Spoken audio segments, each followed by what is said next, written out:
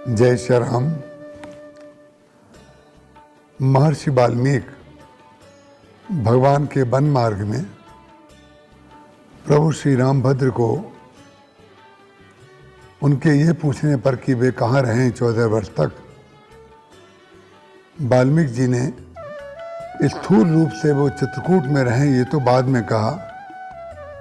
उससे पहले उन्होंने 14 प्रकार के भक्तों के हृदय का वर्णन किया।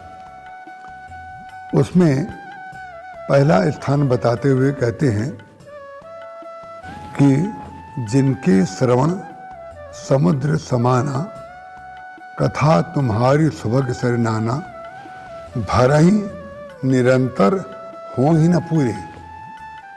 जिनके कान समुद्र हैं और भगवान की कथा की नदियाँ, कथा सरिता बह बह करके उस समुद्र में आती हैं और समुद्र कभी पूरा नहीं होता। किसी नदी के आ जाने से समुद्र में पूर्णता नहीं होती। इसका तात्पर्य यह होता है कि जो श्रोता होना चाहिए वो भगवान श्री राम की कथा सुनते समय उसे कभी ऐसा ना लगे कि अब हमने कथा बहुत सुन ली।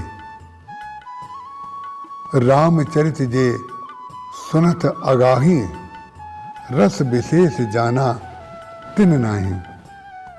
जिस व्यक्ति ने रामचरितमानस की कथा को सुन करके जिसको ऐसा लगा कि बहुत हमने कथा सुन ली, हम आघा गए, हम परिपूर्ण हो गए, हम तृप्त हो गए।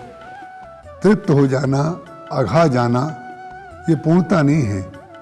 मिलने की इच्छा बनी रहना, कथा सुनने की इच्छा बनी रहना, और सुनने को मिले और सुनने को मिले और सुनने को मिले, इसकी परिपूर्णता पार्वती जी के जीवन में दिखाई देती है।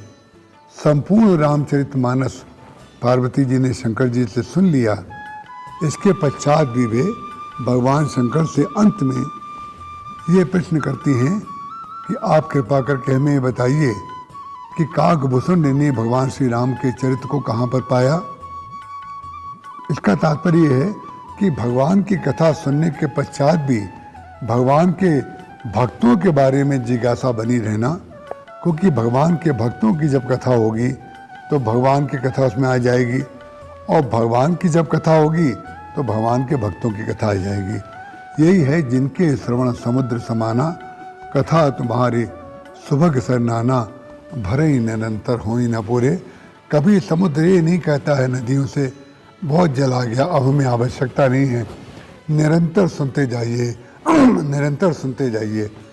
देखिए, कथा में कोई व्यक्ति अघा जाए और संसार की चर्चा सुनता रहे, संसार की बातें सुनता रहे, किसी के दोष गुण सुनता रहे, किसी के बारे में सुनने की इच्छा रखता रहे, इसका तात्पर्य हुआ कि संसार से नहीं अघाया है, भगवान से अघा गया।